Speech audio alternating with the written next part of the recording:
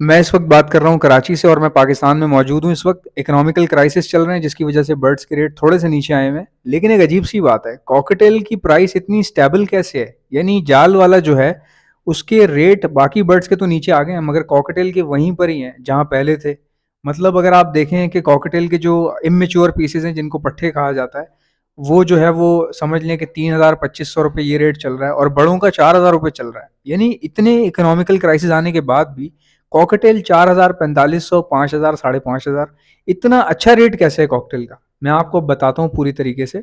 एक तरफ लोग ये बात करते हैं कि जी कॉकटेल्स के जो है वो बच्चे बचते बड़ी मुश्किल से हैं, कॉकटेल की ब्रीड जो है वो बचती बहुत कम है, या कॉकटेल ठीक से जो है ब्रीड नहीं करते, या इनकी ब्रीडिंग के लिए बहुत पापड़ बेलने पड़ते हैं, टाइम ज़ाया होता है, इनकी ब्रीड इतनी अच्छी नहीं है, मुनाफा बख्श नहीं है, इतना कारोबार नहीं है इसके अंदर।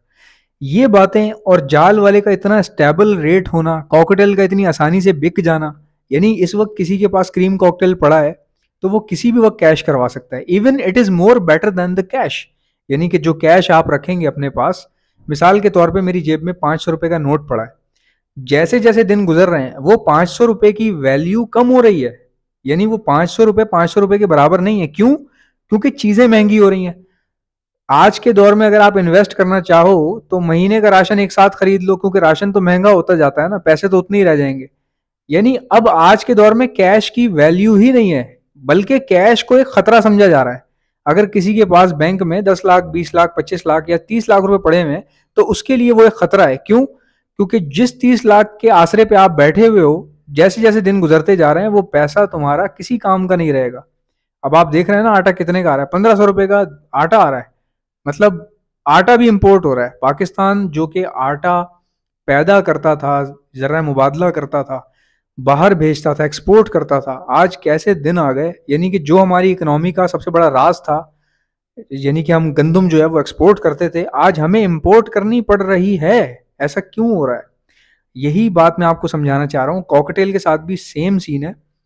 बेसिकली इनकी सप्लाई जो है ना कम है।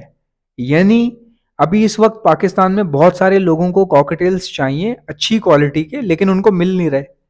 ऐसे में अगर तुम्हारे पास कॉकटेल अच्छी क्वालिटी में होंगे तो तुम डिमांड कर पाओगे, तुम उससे खेल सकते हो।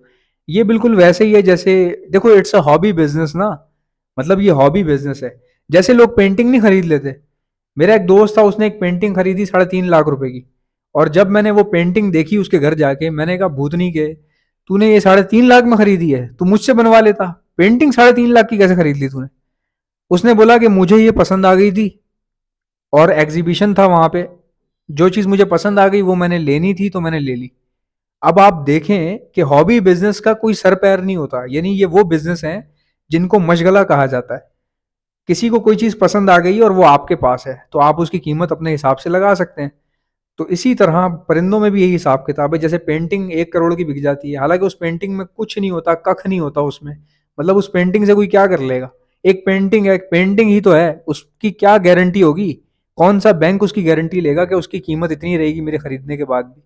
लेकिन वो एक शौक वाला बिजनेस है, तो शौक वाले बिजनेस में पैसों का कोई सर पैर नहीं होता। कभी आपकी चीज सस्ती भी बिक जाती है और कभी कभार ऐसा छक्का लग जाता है कि आप पूरा साल बैठ के खा सकते हो।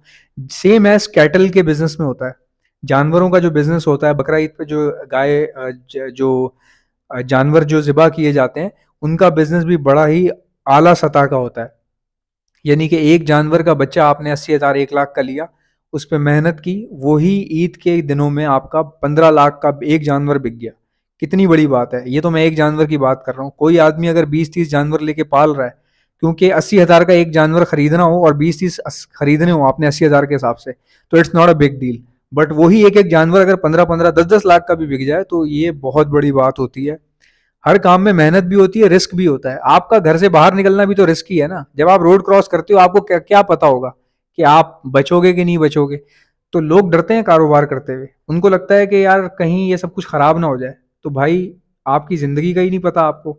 अभी मैं बैठा हूँ वीडियो बना रहा हूँ, अल्लाह ना करे किसी को भी अचानक से हार्ट अटैक हो जाता है, किसी की किडनी फेल हो जाती है। इंसान का तो जिंदगी ही उसका सबसे बड़ा रिस्क है।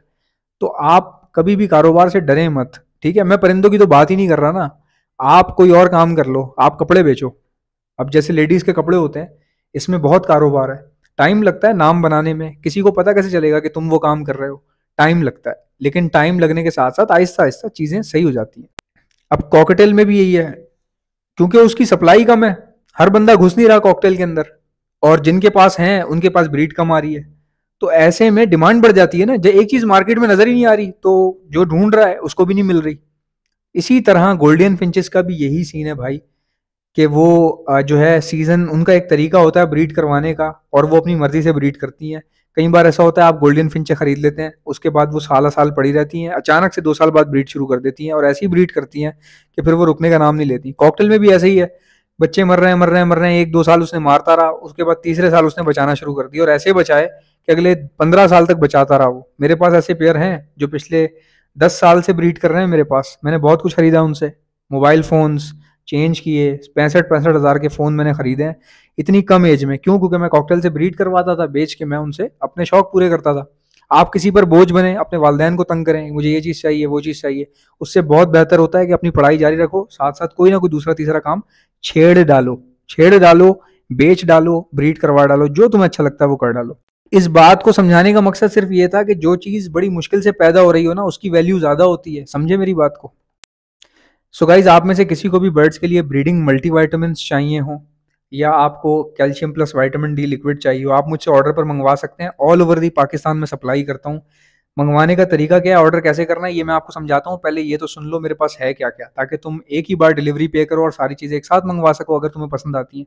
Breeding multivitamin, calcium plus vitamin D liquid जो दाने में मिलाकर दिया जाता है, यूरोपियन फॉर्मुलेटेड हैंड फीड जो मैंने खुद बनाई है, पिछले 2 साल से सप्लाई कर रहा हूँ, वो भी आपको मिल जाएगी। ये हैंड फीड तमाम बर्ड्स को यूज़ हो जाएगी, और 5 in 1 है, ब्रीडिंग बूस्टर के तौर पर भी इस्तेमाल हो जाता है। यानी मैंने हैंड फीड ऐसी बनाई, मैंने कहा यार किसी के पास अगर एक बच्चा है और वो हैंड फीड लेता है और एक बच्चा उसका तैयार हो गया, अब हैंड फीड बच गई है, तो वो ज़ाया ना हो, ठीक है? वो सॉफ्ट फूड के ऊपर छिड़क कर दे देगा। क्यों? क्योंकि उसमें ड्राई फ्रूट्स तो डले हुए हैं ना काफ़ी ज़्यादा। उससे क्या होगा कि उसका जो सॉफ्ट फूड है वो और भी ज़्यादा हेल्दी हो जाएगा।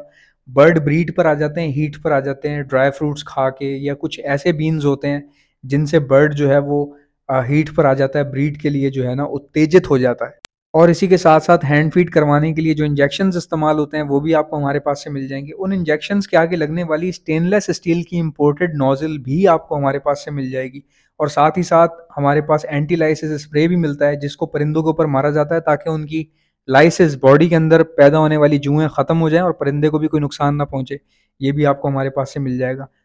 सीड कंटेनर्स भी आपको हमारे पास से मिल जाएंगे, और इसी के साथ साथ प्रोटीन लिक्विड भी मिल जाएगा जो दाने में मिला कर दिया जाता है।